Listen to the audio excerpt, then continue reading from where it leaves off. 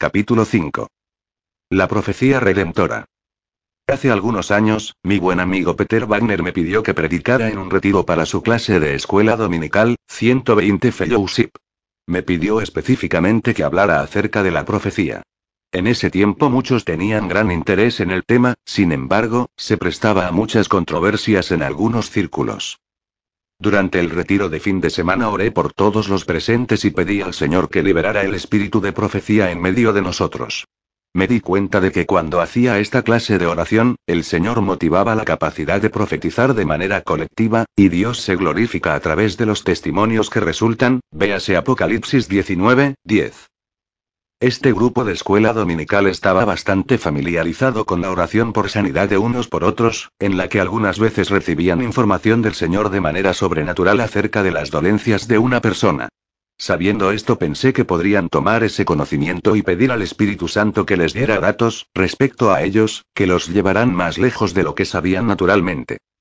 También oré y pedí al Espíritu Santo que pusiera en sus mentes pensamientos que fueran de gran bendición para aquellos por quienes estaban orando, pensamientos que confirmaran que Dios estaba íntimamente consciente de sus problemas, necesidades y preocupaciones. Después de que oré, se reunieron en grupos de 2 o 3 para orar. Lo que sucedió fue asombroso. Mientras los miembros de la clase creían que Dios les daría una visión especial para las personas por las que oraban, y confiaban en que les daría detalles especiales, fueron tocados por la manera en que el Espíritu Santo oró a través de ellos. En efecto, no podría decir quién fue más bendecido, si el que oraba o el que recibía, que luego oraba con detalles aún más exactos. Después de la oración, a medida que narrábamos los testimonios, pedí que testificaran juntos tanto el que recibió una bendición, porque oraron por él, como quien oró por otra persona. A veces ambos estaban tan ansiosos de hablar, que sus palabras se estrellaban entre sí en la emoción de lo que Dios había hecho. Uno dijo: no había hablado Anne de la clase acerca de mis problemas económicos, sin embargo Sally, o Sue, Jim o quien quiera, oró exactamente por esa necesidad. He estado intentando tomar una decisión, dijo otro, y fulano de tal oró porque Dios me diera una pauta en este momento de mi vida. Algo muy importante sucedió a los miembros de la escuela dominical ese día. Se dieron cuenta de que Dios los conocía íntimamente. Fue redentor, vivificador y liberador. Los detalles por los que se oró fueron exactamente lo que necesitaban escuchar. Oración profética de uno por otro. Peter Wagner comenta lo siguiente en su libro Iglesias que oran. Ahora muchos de nosotros estamos comenzando a experimentar la oración en 2 direcciones y estamos escuchando la voz de Dios.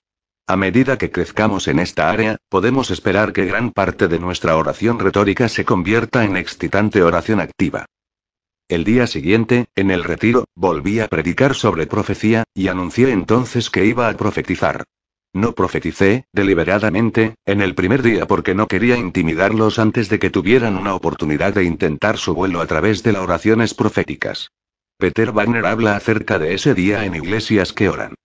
Cindy no solo nos enseñó profecía, sino que el segundo día nos anunció que habría de profetizar. Esto era algo diferente y un tanto arriesgado para nosotros los congregacionalistas, la mayoría de los cuales podrían haber escuchado acerca de la profecía personal pero jamás habían estado tan cerca a la misma de esta manera.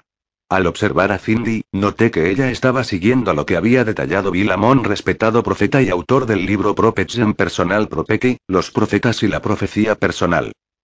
El resultado de este ministerio fue verdaderamente sorprendente, y hasta hoy muchos de los que asistieron registran cambios importantes en sus vidas a partir de ese retiro. Transcribimos y publicamos las profecías en nuestro boletín Body Life y Vida del Cuerpo, y en subsiguientes publicaciones muchos miembros de la clase expresaron testimonios de sanidad en sus vidas. Una profecía que Doris y yo recordaremos por mucho tiempo fue la sanidad de algunas adicciones crónicas en nuestro sobrino, John Mueller. Cité esta última sección para enfocar la profecía dada a John Mueller. Ese día nunca había visto a John ni sabía que era sobrino de Peter y Doris ni conocía nada acerca de él. No tenía idea de que era adicto a mascar tabaco y al alcohol. Cuando un día pestañeaba en busca de ideas para este capítulo, le pedí a John si no le importaba que utilizara su historia en este libro, con lo que inmediatamente estuvo de acuerdo. Al entrevistarlo, comenzó su historia así. Cindy, yo era adicto al tabaco y al alcohol, lo mantuve en secreto llevando una doble vida. Aunque no podía parar por mí mismo, estaba demasiado avergonzado para hablar de mi situación con alguien. Por eso tenía mi tabaco enrollado en el calcetín donde nadie lo pudiera ver. También tenía en secreto mi problema con la bebida. No sabía lo que iba a pasar cuando me llamaste al frente a hablar de lo que me profetizaste. Sin embargo, amaba a Dios y quería un cambio en mi vida. Fue interesante que no te dirigieras directamente a mis adicciones. En vez de eso, empezaste a hablar del destino que Dios daba a mi vida. Cómo tenía planes poderosos para utilizarme en su reino. El poder de Dios a través de la profecía era tan fuerte que John se liberó completamente del tabaco y del alcohol, y no los ha necesitado desde entonces. John escuchó la voz de Dios que le habló ese día y lo sanó de sus graves problemas de rechazo y dolor, que eran los motivos de sus adicciones. Dios sabía todo acerca de él, lo había cuidado personalmente y tenía un destino para su vida. La profecía redentora. Esta clase de vaticinio es lo que llamo profecía redentora. Es la que habla de manera redentora y vivificante en cuanto al destino que Dios tiene para un individuo. Aunque mientras miraba a John, sentía en él algunas ataduras, en ese momento Dios quería que él supiera cuán precioso y de cuánto valor le era. Esto le trajo gran consuelo y gozo, e hizo que quisiera rechazar las ataduras de su vida. Comenzó estando de acuerdo con el Señor, la esperanza creció y eso hizo que se sintiera libre de las adicciones que lo mantenían cautivo. Cuando tengo una profecía para alguien, el Espíritu Santo puede traer a mi mente lo que se debe corregir. Sin embargo, me he dado cuenta de que casi siempre quiere que me haga a un lado y que ore en vez de reprender a la persona. En mi opinión, solo en raras ocasiones el Señor reprendería a alguien en público a través del mensaje profético. Si en privado se ha advertido a la persona una y otra vez y es extremadamente rebelde, es posible que la única manera en que se le pueda alcanzar sea a través de una profecía fuerte que le dé una gran advertencia o una señal de detenerse. La convicción redentora. Un ejemplo bíblico de profecía redentora es la historia de David y Natán el profeta, en 2 Samuel 12, 1, 4. Después del pecado de David con Betsabé y el asesinato de Urías, Natán fue a David y profetizó al corazón justo del líder mediante una parábola profética. Habló a la naturaleza protectora de David por su pueblo, para despertar las normas de justicia en él y romper el engaño en el que había caído este gran líder. Así como lo indican las escrituras, Natán fue en persona ante David para anunciarle la fuerte corrección en vez de denunciarlo en público. Natán contó a David la historia de un hombre pobre que tenía una corderita, y de un hombre rico que tenía ovejas y vacas en abundancia. Le dio un mensaje figurado de cómo el rico había robado la única corderita del pobre. Esto llevó a David a sentir mucha ira por el rico de la historia y exclamó: «Vive Jehová, que quien tal hizo es digno de muerte. Y debe pagar la cordera con 4 tantos, porque hizo tal cosa, y no tuvo misericordia». 5, 6. Después de esto el profeta Natán manifestó un fuerte juicio y David fue profundamente convicto de su pecado. ¿Por qué era tan fuerte la convicción? Una razón podría ser porque era redentora aunque incluyera el juicio. El profeta habló de lo bueno en la vida de David, de su sentido de justicia, del bien y del mal. Habló de su destino, en Dios, como gobernante. Esta clase de profecía redentora o correctiva es una estrategia importante en el aprendizaje de la profecía y se discutirá más en posteriores capítulos. Proclamas redentoras. Otro ejemplo de mensaje profético redentor se da a través del ángel Gabriel a María, la futura madre de Jesús. Ella se debió asombrar del anuncio. Y ahora concebirás en tu vientre, y darás a luz un hijo, y llamarás su nombre Jesús. Lucas 1, 31, algo resonó dentro de ella que le decía que esta proclama era verdadera. He hablado de que cuando cada niña del tiempo de María alcanzaba la pubertad se le proclamaba: «Quizás seas tú». ¿De quién hablaban? Claro, de la madre del Mesías, por supuesto. Es posible que los pensamientos de María giraran rápidamente hacia las profecías acerca de que el Mesías era de la casa y del linaje de David. Ella era descendiente de David, así como José, su desposado marido. Para confirmar más que venía de Dios lo que Gabriel decía, él le dio algunas interesantes noticias. Tu parienta Elizabeth, ella también ha concebido hijo en su vejez. Y este es el 6º mes para ella, la que llamaban estéril. 36. ¿Recuerda que dije que a Dios no le importa confirmar su mensaje? Las preguntas que María hizo al ángel fueron respondidas de tal manera que resonaron en ella y fuera de su corazón, y prorrumpió en llanto. He aquí la sierva del Señor. Hágase conmigo conforme a tu palabra. 38. El Señor, en su misericordiosa manera redentora, sabía que lo que la pequeña María enfrentaría era monumental en su cultura, dije la pequeña María porque las niñas eran generalmente desposadas después de la pubertad, alrededor de los 14 años más o menos. Una consecuencia de embarazo fuera del matrimonio era la muerte por apedreamiento. Sin embargo, el Padre Celestial de María tenía un refugio para ella que protegería, fortalecería y confirmaría lo que dijo el ángel. El hogar de su prima Elizabeth. ¿Recuerda cómo el ángel Gabriel dijo a María que su anteriormente estéril prima iba a tener un hijo? Si yo fuera María, desesperadamente habría querido ver a Elizabeth y averiguar si estaba embarazada, para no pensar que había tenido alucinaciones angelicales. No creo que Dios quisiera que María tuviera que esperar un segundo más de lo necesario para esta confirmación. En el momento en que dio la salutación a Elizabeth sucedió algo emocionante. La criatura saltó en su vientre y ella empezó a profetizar a voz en cuello. Bendita tú entre las mujeres, y bendito el fruto de tu vientre. ¿Por qué se me concede esto a mí, que la madre de mi Señor venga a mí? ¿Por qué tan pronto llegó la voz de tu salutación a mis oídos? La criatura saltó de alegría en mi vientre. Y bienaventurada la que creyó, porque se cumplirá lo que le fue dicho de parte del Señor, VV. 42, 45, cursivas añadidas. ¿No es interesante que el profeta Juan el Bautista anunciara, desde el vientre, la venida del Señor con un salto de alegría? ¿Qué caso para argumentar que los bebés pueden experimentar emociones en el vientre?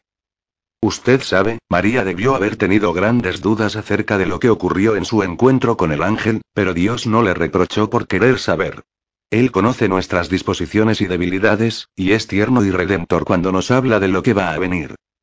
Qué gran ejemplo del corazón paternal de Dios y de la ternura con la que deberíamos profetizar a los hijos de Él. Exactamente como el Señor trató a María, con amor y amabilidad, espera que quienes profetizan manifiesten su amor hacia los que Él está hablando. 1 Corintios 13, 2 lo dice a ta manera.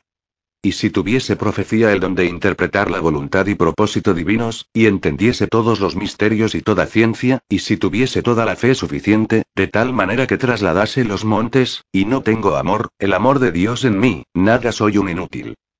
Muy fuerte. Algunas veces leo este capítulo de amor y me arrepiento de todas formas por no mostrar amor como el de Cristo, tal vez debo hacer más de lo que hago, quizás todos deberíamos. Debemos mantener en mente a 1 Corintios 13 cuando profetizamos a los demás. Si tengo un mensaje correctivo para alguien, caminaré orando acerca de ello por un par de días o más, buscando al Señor en el tiempo y manera correctos para anunciarlo. Una de las plomadas de mi vida profética tiene que ver con mi actitud hacia la persona a quien doy una palabra de corrección. No soy yo el que da el mensaje a una persona si en mi corazón tengo enemistad, amargura o ira hacia ella, o si disfruto siendo quien le da el mensaje porque me ha herido de alguna manera. O limpio mi corazón antes de hacerlo o Dios utilizará otro vaso más puro para que haga el trabajo. Esto se cubrirá más extensamente en el siguiente capítulo. El tutor del don profético mayor. La profecía del Antiguo y del Nuevo Testamento.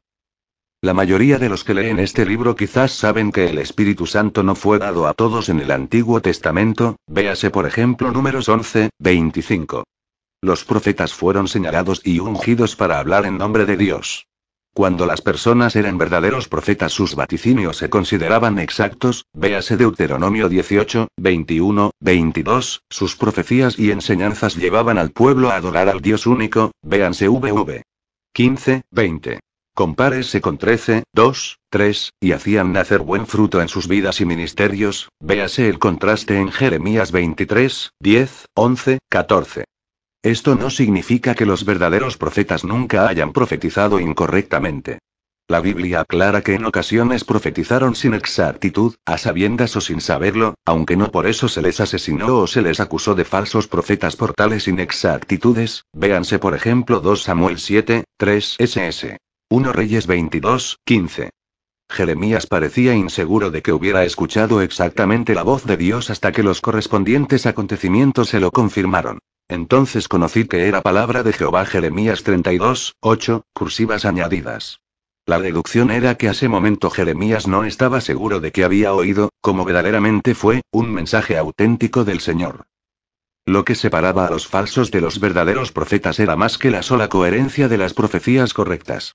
Los falsos profetas eran, en contraste, impertinentes y orgullosos en su actitud, véanse Deuteronomio 18, 20.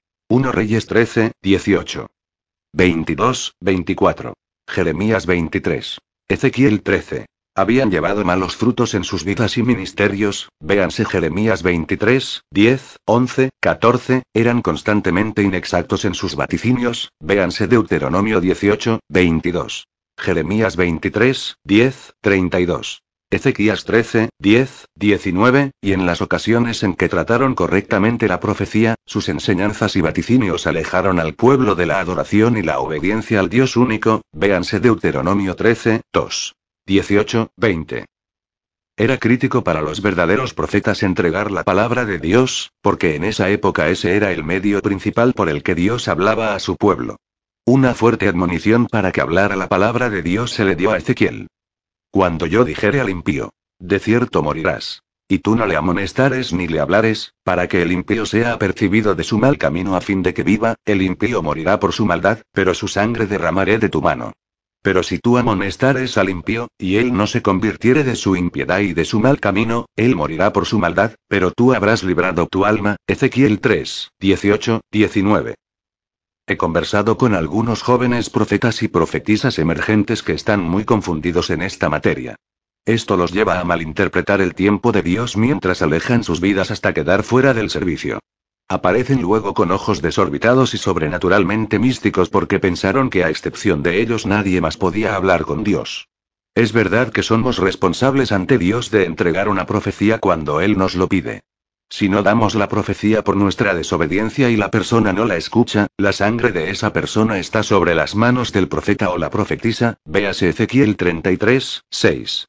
Sin embargo, considere esto. El Espíritu Santo incita a menudo a más de un profeta con el mismo mensaje para una persona como una garantía de que el mensaje se entregará. Si alguien no obedece, él usará a otro. A diferencia de los tiempos del Antiguo Testamento, hoy día muchos tienen el poder del Espíritu Santo, no solo unos pocos elegidos. He sostenido siempre la opinión de que los profetas del Antiguo Testamento fueron tan divinamente inspirados, que todo lo que anunciaron fue 100% verdadero, o de lo contrario eran considerados falsos profetas y apedreados hasta la muerte. Sin embargo, mi buen amigo John Sandford me incitó a estudiar más. Como se declaró antes, ejemplos que narraron los profetas del Antiguo Testamento revelan que ni los mataron ni los tildaron de falsos profetas por inexactitudes. Eso era confuso para mí, lo que también me llevó a releer pasajes como Deuteronomio 18, 20, 22, cursivas añadidas. El profeta que tuviera la presunción de hablar palabra en mi nombre, a quien yo no le haya mandado hablar, o que hablaré en nombre de dioses ajenos, el tal profeta morirá. Y si dijeres en tu corazón, ¿cómo conoceremos la palabra que Jehová no ha hablado? Si el profeta hablaré en nombre de Jehová y no se cumpliere lo que dijo, ni aconteciere, es palabra que Jehová no ha hablado. Con presunción la habló el tal profeta. No tengas temor de él. De acuerdo a Gary Gregg, profesor asociado tanto de hebreo como del Antiguo Testamento en la Universidad Regente en Virginia Beach, Virginia, la palabra presunción en el hebreo de Deuteronomio 18, 20 tiene la connotación de ser orgulloso e insolente en actitud. Gary da también los siguientes puntos como diferencia entre los verdaderos y los falsos profetas en el Antiguo Testamento.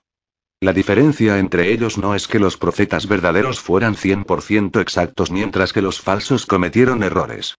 Los falsos profetas portaban malos frutos y parecían estar constantemente equivocados. Parece guardar el nuevo o el mejor vino para el final. ¿Sucederá lo mismo con la profecía? No estoy diciendo que las profecías de hoy, tanto las anunciadas como las por venir, son mayores que las dadas en las Escrituras. Sin embargo, los profetas del Antiguo Testamento eran humanos. Cometían errores, pero no siempre fueron apedreados por eso. Si los profetas del Antiguo Testamento que anunciaron mensajes inexactos fueron apedreados, ¿por qué no se apedreó a Natán cuando profetizó incorrectamente a David? ¿Por qué no se apedreó a Micaías cuando mintió antes de anunciar el mensaje verdadero de Dios? Véase 1 Reyes 22, 15. 2. Esta enseñanza ha llevado al pensamiento erróneo de que todos los profetas del Nuevo Testamento tienen que ser 100% exactos o no son verdaderos profetas o profetisas de Dios. Muchos que profetizan han sufrido duras críticas y se les ha denunciado públicamente debido a sus enseñanzas. Lo cierto es que con frecuencia son exactos en sus profecías y portan el sagrado fruto del Espíritu Santo en sus vidas. En el Antiguo Testamento, los profetas fueron las principales personas que oyeron a Dios, tales como Moisés, Daniel, David y Débora. Por lo tanto, si ellos no anunciaban lo que Dios decía, el pueblo no escucharía. Sin embargo, hoy día, si una persona no escucha al Espíritu Santo, Dios tiene muchas más vías a través de las cuales hablar a su pueblo. El mensaje profético de Dios para su pueblo ya no depende solo de un pequeño grupo de profetas.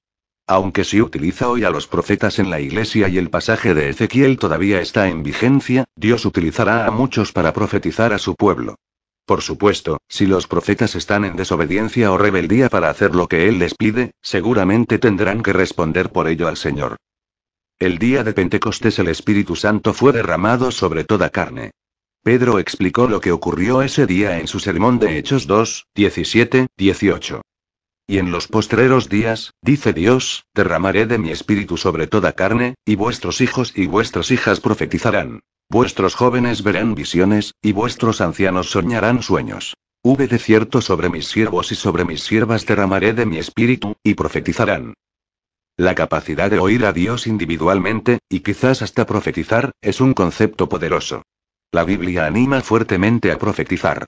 Primera de Corintios 14, 1 dice: Seguid el amor, y procurad los dones espirituales, pero sobre todo que profeticéis. Esto se destaca de nuevo en el versículo 39 del mismo capítulo. Procurad profetizar. Este pasaje parece decir claramente que todos los creyentes tendrán la capacidad para profetizar. Lo que no significa que necesariamente todos profetizarán, sino, a diferencia de la dispensa en el Antiguo Testamento, que tienen el poder del Espíritu Santo para hacerlo. Discutí este concepto con mi buen amigo y autor Gary Kinaman, pastor de la iglesia Word of Grace en Mesa, Arizona. Uno de mis mayores gozos es dialogar con mis amigos pastores sobre temas de los que estoy escribiendo o enseñando, para que me ayuden a mantenerme en lo correcto. Cindy, me comentó, creo que una de las señales más importantes en Pentecostés fue el poder de todos para profetizar. La profecía no es solo anunciar un mensaje de revelación, sino también el poder de ver y utilizar la dimensión espiritual. Estoy completamente de acuerdo y también siento que es uno de los aspectos de Pentecostés que más se ha obviado. En la iglesia donde crecí, la única clase de profecía que oía era la referente al tiempo final. No hay nada malo con ella. Pero nunca se me presentó el concepto de profecía personal hablada como cumplimiento del derramamiento del Espíritu Santo en los últimos días.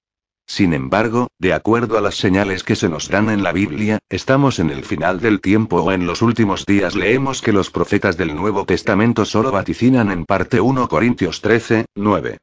Aunque muchos profetas exactos filtran poco de lo que oyen del Espíritu Santo a través de sus emociones personales, pensamientos y opiniones, no creo que ninguno es 100% exacto.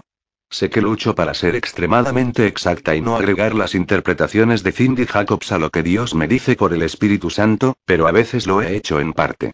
Todos vemos por espejo, véase v12. Moisés hizo una declaración poderosa en Números 11, 29 cuando dijo: Ojalá todo el pueblo de Jehová fuese profeta, y que Jehová pusiera su espíritu sobre ellos. Aún este pudo haber sido un anhelo de lo que vendría del Espíritu Santo. Anhelaba el día en que muchos profetizarían. La profecía neotestamentaria. ¿Qué es exactamente la profecía del Nuevo Testamento? He encontrado varias definiciones que vienen de diferentes puntos de vista. Wayne Grudem la define de esta manera. No como vaticinar el futuro, o proclamar un mensaje del Señor, o enseñanza poderosa, sino más bien como decir algo que Dios trajo de modo espontáneo a mi mente. La profecía es la recepción y subsiguiente transmisión de revelación espontánea originada divinamente, para ver los hechos en relación a los propósitos de Dios, y para informar que esa instrucción es una manera como la iglesia se podría edificar, exhortar y consolar. Véase 1 Corintios 14, 3. Para aquellos que han crecido oyendo que la profecía era la simple predicación, la profecía moderna puede ser un concepto nuevo. Sin embargo, muchos líderes evangélicos empiezan a darse cuenta de que profetizar está vigente hoy. Por otra parte, los carismáticos y los pentecostales podrían estar totalmente fuera de la definición de Grudem porque no creen que alguien que profetiza está anunciando un mensaje del Señor. Definir el vaticinar sencillamente como decir algo que Dios trajo de modo espontáneo a mi mente sería muy ofensivo, especialmente para quienes cuyas vidas han sido dramáticamente tocadas a través de un mensaje profético que sabían que venía directo del corazón de Dios para ellos. Donald Bridge, un escritor carismático, dice: si se supone que la profecía es directamente inspirada por Dios, de manera autoritativa e infalible, entonces claramente no podría haber profecía hoy día. La Biblia es completa, sin embargo, no hay necesidad de forzar toda profecía dentro de una definición. ¿Qué autoridad contiene la profecía? La misma que cualquier otra actividad en la Iglesia, como el liderazgo, la consejería, la enseñanza. Si es verdadera, probaré que lo es. Las personas espirituales responderán cálidamente a ella. Los líderes sabios y probados la aprobarán y confirmarán. La conciencia inteligente la abrazará. Donald G., un líder pentecostal de Asambleas de Dios, dice: oímos hasta el cansancio la frase: el Señor te dice. Esto no es esencial. El mensaje se puede dar en un lenguaje menos elevado. Aunque estoy seguramente de acuerdo con Donald G. La definición de Grudem es adecuada para muchas profecías personales anunciadas hoy día. Personalmente he tenido ocasiones en que lo que recibí del Señor fue tan fuerte, claro, detallado e íntimo que me sentí bajo la inspiración del Espíritu Santo anunciando la profecía. Ha habido momentos en los que he usado la primera persona y creído que podría afirmarlo como algo que Dios me había dicho. Cuando eso me sucede, parece haber un acoplamiento con el don de fe para que llegue lo profetizado. Por ejemplo, cuando estaba en Brasilia, Brasil, vaticiné que el poder de las marchas por Jesús en Brasil derribarían las celebraciones del carnaval. Los pastores de varias denominaciones que escucharon la profecía se la tomaron a pecho y la pasaron por todo el país. Creían que era un mensaje profético de Dios y oraron porque el poder de Dios derribara las fortalezas del carnaval a través de las marchas por Jesús. Para quienes no lo saben, Brasil tiene muchos festivales llamados carnavales que son demoníacos y malignos. Tengo una carta enviada por fax de la oficina de la Marcha por Jesús en el Brasil en la que me dicen cuán exacta fue la profecía, y que alcaldes brasileños habían cancelado 5 carnavales por considerarlos demasiado inmorales. Hay otras ocasiones en que sencillamente no creo que pueda decir que algo es un mensaje de Dios, sino que es una sensación o una impresión. Trato de ser cuidadosa en escribir el prólogo solo como consejo regular que anuncio como algo que siento, en vez de algo que creo que el Espíritu Santo me anuncia. Por desgracia, he tenido personas que han salido corriendo a decir que profetice algo que era sencillamente una advertencia que di. Respecto al uso de la profecía en la Iglesia actual, Grudem dice: existe el peligro de que la profecía sea sobrevalorada y también el peligro opuesto de que sea rechazada totalmente. He asistido a reuniones donde se oye una profecía en medio de la congregación y en las que sabíamos que escuchamos un mensaje, o palabra, profético directo de Dios. El poder de Dios llegó en medio de nosotros, el aire se volvió pesado con su unción y nuestras vidas sufrieron cambios dramáticos. Por lo tanto, ¿qué quiero decir? Creo que muchas profecías son exactamente lo que Grudem señala. Decir algo que Dios trajo de manera espontánea a mi mente. En cierta clase de iglesias muchas veces las personas quieren decir tranquilamente durante el culto de adoración: siento que Dios nos dice que nos ama, o el Señor está contento con nuestra adoración. Solo para definirlo, lo llamo el sencillo don de la profecía. No se ha dado anticipación, es decir, información recibida divinamente o cosas por venir, revelación o mensajes direccionales. Por otra parte, los que son profetas probados vaticinan de manera diferente. Para sus mensajes proféticos hay mucho más que un elemento sobrenatural de revelación.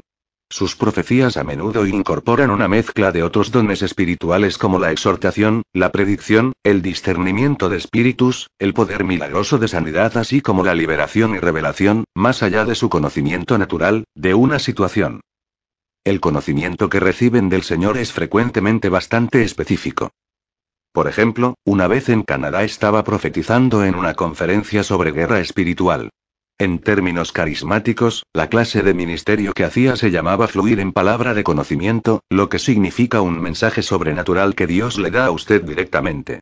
Sé que existen algunas discrepancias con referencia a si es o no exacto llamar la palabra de conocimiento. Pero a lo que me refiero, casi siempre se entiende como conocimiento profético, uno que trae revelación a quien ministra sin éste saberlo antes, y que edifica enormemente a los oyentes. Estoy consciente de que la manera en que uso la palabra revelación puede ser alarmante para algunos sectores de la Iglesia. Aquí no se usa para referirse en el sentido técnico de las palabras de las Escrituras. Se usa, en el más amplio sentido del término, en pasajes tales como Mateo 11, 27, Romanos 1, 18, 1 Corintios 14, 30, Efesios 1, 17 y Filipenses 3, 15 para referirse a la comunicación y a los mensajes proféticos de Dios que no son iguales en autoridad a la Biblia.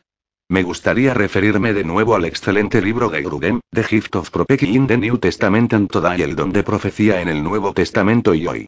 Él saca la palabra revelación de 1 Corintios 14, 30, donde el término griego es el verbo apocalipto. Esto es lo que dice. Como discuto en el capítulo 5, este término revelación apocalipto, junto con la evidencia en 1 Corintios 14, 32, 33, indica que es una actividad específicamente reveladora del Espíritu Santo, la que responde a cualquier vaticinio de un profeta del Nuevo Testamento.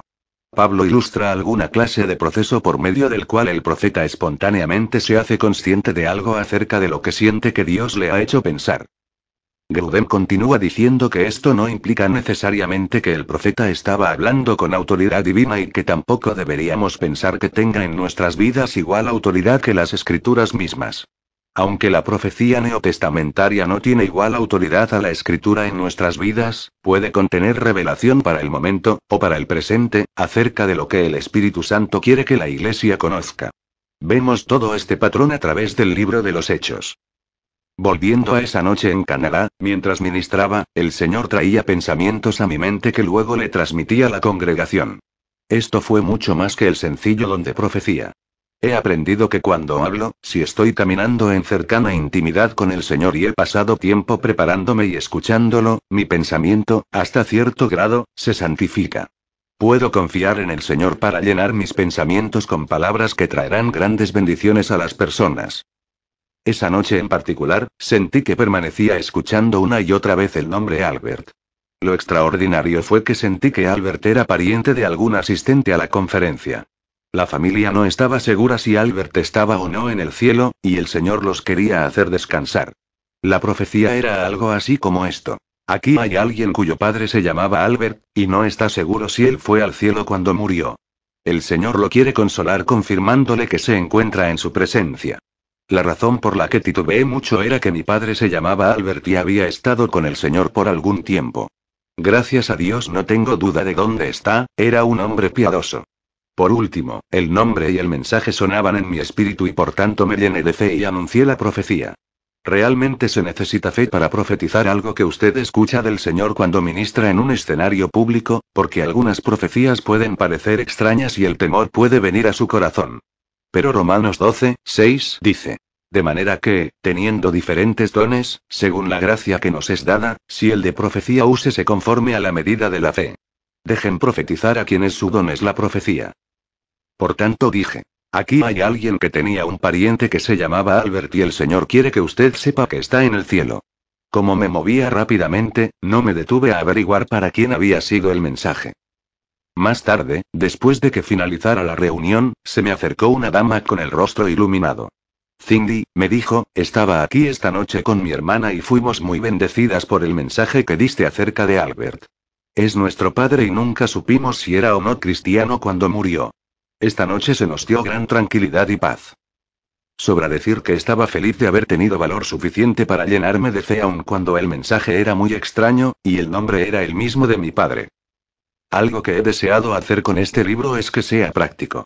He querido responder interrogantes de las personas, tales como: ¿cómo empezaste a profetizar? ¿Cómo sabes si es Dios? ¿Sentías miedo cuando empezaste? Hay respuestas a estas preguntas dispersas a través de este libro, dadas con lo mejor de mi habilidad.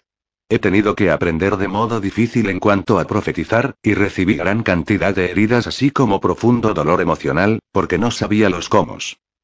Los capítulos sobre protocolo espiritual 7, y el tutor del don profético 6, incluyen algo de lo que he aprendido de manera difícil. Para entender la profecía del Nuevo Testamento es importante aclarar el papel de la profecía en la iglesia de hoy. Puesto que el Espíritu Santo inspiró al autor de Corintios a escribir: procurad profetizar, es crucial, en obediencia a las Escrituras, aprender los propósitos de la profecía para el cuerpo de Cristo. El texto principal usado en Corintios para este propósito se encuentra en 14, 3. Pero el que profetiza habla a los hombres para edificación, exhortación y consolación. Citando de nuevo a Grudem, él escribe: ¿por qué entonces la profecía es un don tan importante? La respuesta se encuentra no en la función de la profecía, sino en el hecho de que ésta se basa en una revelación divina. Debido a esto, el profeta podrá hablar a las necesidades específicas del momento en que la congregación está reunida. En muchos casos lo revelado podría incluir los secretos del corazón de las personas, compárese con 1 Corintios 14, 25, sus preocupaciones o temores, para lo cual se necesitan palabras apropiadas de consuelo y ánimo, o su rechazo o duda para hacer la voluntad de Dios, para lo cual se necesitan palabras apropiadas de exhortación. Los principios dados aquí para el uso colectivo del don profético se pueden usar también en las situaciones individuales. A veces una profecía puede llegar durante un culto de adoración, pero otras puede venir de persona a persona, como Agabo le profetizó a Pablo en Hechos 21, 11 acerca de su entrega a manos de los gentiles. Más adelante discutiremos la primera parte de la profecía, aparentemente errónea, de Agabo. Las tres funciones de la profecía. Demos un vistazo a las tres funciones de la profecía enumeradas en 1 Corintios 14, 3. Edificación. Otra palabra para edificación es levantamiento, o la griega oikódome. Aunque es verdad que muchas otras funciones de la Iglesia resultan del levantamiento del cuerpo, una profecía kairos, palabra que significa tiempo, estación y que se usa para referirse a tiempos estratégicos de visitación, tiene la capacidad de convertirse en catalizador y aún hasta de cambio de dirección para la Iglesia entera. Algo similar podría ser: muchas cosas nuevas están ocurriendo en este cuerpo. Estén listos para el cambio, sean flexibles. En el pasado, esa fue una oportunidad para edificar este cuerpo local, mas ahora es también el momento para enviar misioneros desde esta iglesia, para invertir en el envío de quienes serán los fundadores de iglesias. Así como discutiré en el capítulo siguiente sobre el protocolo espiritual, esta clase de profecía se debería anunciar primero a los líderes de la iglesia antes de someterse al cuerpo como un todo.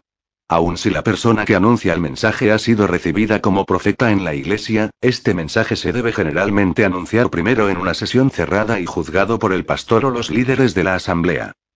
La dirección de la iglesia es primordialmente la responsabilidad del pastor y de los ancianos. Ellos son quienes vigilan las almas de las ovejas como pastores.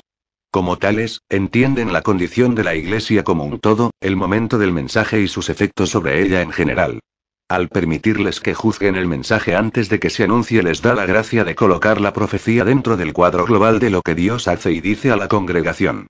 Una profecía direccional anunciada fuera del tiempo de Dios puede llevar a las ovejas jóvenes a correr delante de Dios o hacer enojar al liderazgo por no responder de inmediato. Se debe honrar a los que tienen la autoridad en la iglesia dándoles la gracia de procesar el mensaje antes de que se anuncie a la congregación como un todo. La traducción Nueva Versión Internacional de la Biblia usa la palabra fortalecerlos en vez de edificación. Y oikódome significa literalmente edificar una casa. Por tanto, el significado de la profecía para Pablo era contribuir a la edificación de la familia de creyentes comunicando la palabra de Dios a la hermandad.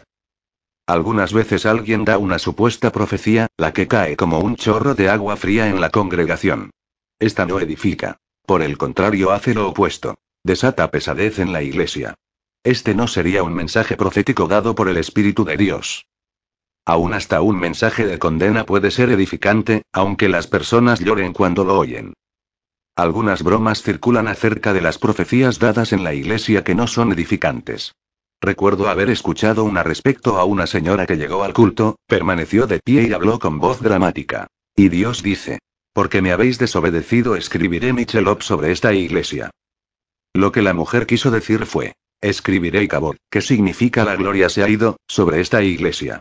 Quizás el Señor en su sentido del humor no la dejó pronunciar tal cosa sobre la congregación. A veces el enemigo tratará de colarse en los cultos a través de la profecía, véanse Mateo 7, 15, 22, 23. 1 Timoteo 4, 1, 2. Un líder me contó una profecía que había oído en la que uno de los directores de adoración comenzó a decir: me desagrada cuando alabas al Señor, hablando de lo demoníaco, porque no puedo hacer mi trabajo en medio de vosotros. Si yo fuera el pastor de esa iglesia estaría algo preocupada por tener a alguien, a través del cual el enemigo puede hablar tan libremente, dirigiendo la alabanza. Satanás no edifica sino que trata de anular la obra de Dios. Exhortación. La palabra griega para exhortación en 1 Corintios 14, 3 es paraklesios, la que viene de la misma raíz que el término especial paracleto, que es el término usado por Jesús en el Evangelio de Juan respecto al Espíritu Santo. Cuán maravilloso es ser exhortado a través de un mensaje profético que nos recuerda que no estamos solos, que Dios tiene todo bajo control y que todas las promesas de la Biblia estarán allí siempre para que las creamos. Particularmente recuerdo la época, hace varios años, cuando se me diagnosticó un tumor del tamaño de una toronja. Es innecesario decir que estaba muy desanimada. Los médicos no estaban seguros de si era canceroso. Sin embargo, exactamente antes de que esto sucediera, yo había anunciado un extraordinario versículo de exhortación de las Escrituras, pero no había sido capaz de relacionarlo a nada de mi vida en ese momento. En efecto, nada me molestaba. El versículo era Apocalipsis 2, 10. No temas en nada lo que vas a padecer. He aquí, el diablo echará a algunos de vosotros en la cárcel, para que seáis probados, y tendréis tribulación por 10 días. Sé fiel hasta la muerte y yo te daré la corona de la vida. Lo que verdaderamente me molestaba era ser fiel hasta la muerte. No sabía si el Señor trataba de decirme que sería probada durante 10 días y luego la sé fiel hasta, prefiero no pensar en el resto. Entonces leí donde dice acerca de que el diablo va a hacer su obra y por lo tanto me sostuve firme en la palabra de Dios y oré por sanidad. Pregunté al médico si podría posponer la operación mientras recibía oración. Él era hindú, así que una mirada extraña se dibujó en su rostro, pero estuvo de acuerdo. Mi esposo, entre otros, me ungió con aceite y más tarde volví donde el médico. No me lo puedo explicar, pero el tumor ha desaparecido completamente, dijo después de hacerme un minucioso examen. No solo que desapareció, sino que no hay señales de presión en otros órganos, lo que pasaría si hubiera habido un tumor. Más tarde, cuando conté los días resultaron ser exactamente 10 desde la primera visita al médico hasta el momento en que tuve confirmación de mi sanidad. Esta podría ser una buena ocasión para agregar palabras proféticas respecto a la sanidad para aquellos que tienen enfermedades terminales o alguna condición médica grave. Esto es importante para recibir un mensaje del Señor relacionado a la manera en que Él lo quiere sanar. Observe que fui al médico y esperé un tiempo específico para ver si tendría sanidad sobrenatural o no. Me habría hecho operar si al cabo de los 10 días el médico hubiera recomendado la operación. Con los años he oído tristes historias acerca de cómo la gente encuentra tumores o quistes y no van al médico hasta que están en un estado avanzado. Pues bien, se han visto fuera de la ayuda médica y han muerto. Aunque ha habido momentos en que el Señor me ha dado una palabra rema, viva, de que me iría a sanar, y lo hizo, hubo otros en que me envió al médico y me sané a través de él. Una de las historias más tristes que he escuchado fue la de una joven madre que asistía a la escuela bíblica. Tenía cáncer y no lo dijo a nadie y buscó atención médica. Su trágica muerte afectó a toda la escuela y especialmente a sus hijos por el resto de sus vidas. Por supuesto, no estoy tratando de convencerlo, sino que le pido que considere mis puntos de vista. No pretendo destruir la fe de nadie. En verdad creo firmemente en la sanidad sobrenatural a través del poder de la oración, mas también creo que todo don viene del Padre, véase Santiago 1, 17, y que Dios usa a la medicina y a los médicos, véanse 2 Reyes 20, 4, 7. 1 Timoteo 5, 23. ¿Pudo ser esta una de las razones para que se incluyera al médico Lucas en la Biblia? Las profecías concernientes a la sanidad pueden ser algunas veces más de suposición de que de redención. Cuando era joven, estaba testificando en The Green Gate, un club cristiano, cuando un borracho entró tambaleándose tratando de conseguir comida. Jesús. Un día lo conocí, me dijo, mirándome de manera ofuscada. En efecto, yo sanaba por él. Un día le dije a un hombre que no llevara al médico a su hija de 3 años, porque Dios la iba a sanar, y murió. Nunca me perdonaré por la muerte de esa niña, se quejó luego con profunda pena. Después de hablar durante algunas horas, por fin estuvo en condiciones de recibir el perdón de Dios, y lloraba como un bebé a medida que se reunía con su Señor. Consolación. La palabra consolación, usada en 1 Corintios 14, 3, es paramutia, la cual, según Clifford Dillon, significa literalmente ejercer una tierna influencia al hablar palabras de consuelo, aliento o ánimo. El énfasis aquí es en la ternura. Pablo pensaba en la suave y tierna voz del Espíritu Santo hablando calladamente a los oídos de la Iglesia, sobre todo en los tiempos de presión o persecución. Recientemente, nuestro cuerpo local, nuestra Iglesia, estaba bajo gran ataque y desánimo por parte del enemigo. El Señor nos anunció un mensaje de consuelo que alejó la desesperación. Fue algo así como esto. Hay un engaño sutil sobre este cuerpo, que trata de hacerlo sentir que no me ocupo de toda necesidad. Ha venido por medio del trato con las circunstancias y problemas que os consumen, hijos míos, y os hace dudar de mí, debido a que os han sucedido cosas que no podéis explicar. Cosas que no han salido como las planeasteis. Sin embargo, os digo, hijitos míos, que si no encontráis mi voz a través de vuestros tontos planes, ¿no soy yo más grande que vuestros errores? ¿No puedo desviar esas cosas hacia el bien? Porque si habéis cometido un error y el plan A no os funciona, entonces tengo el plan B, y si este os falla, tengo el plan C. ¿No os he dicho que nunca os abandonaré o desampararé? ¿Hay algo en vuestras vidas demasiado grande de lo que no me pueda encargar? Mas yo soy vuestro proveedor y un buen padre. No estoy aquí para reprenderos por vuestros errores, sino para daros otra oportunidad, porque yo soy el Dios de la segunda oportunidad. Soy el lirio de los valles y la hendidura en la peña, soy el buen pastor y veo el fin desde el principio. No hay nada que necesitéis que yo no pueda hacer, porque soy un Dios pródigo. Por lo tanto, confiad en mí. Sabed que estoy con vosotros. Nunca os dejaré o abandonaré. Al final de la profecía, la iglesia empezó a alabar a Dios. Muchos rostros derramaron lágrimas. El Señor había consolado a Sión con su mensaje y su presencia, y nuestras vidas cambiaron por su amor. Sabiendo qué bendición puede ser el mensaje profético para la vida de un individuo o de una congregación, es importante que entendamos cómo guiar a los que Dios llama a profetizar. Cubriremos esto en el próximo capítulo. El tutor del don profético. La profecía en la práctica. 1. ¿Sabía que hay diferencias entre la profecía del Antiguo y la del Nuevo Testamento? 2. Haga una lista de varias de esas diferencias y dé ejemplos. 3.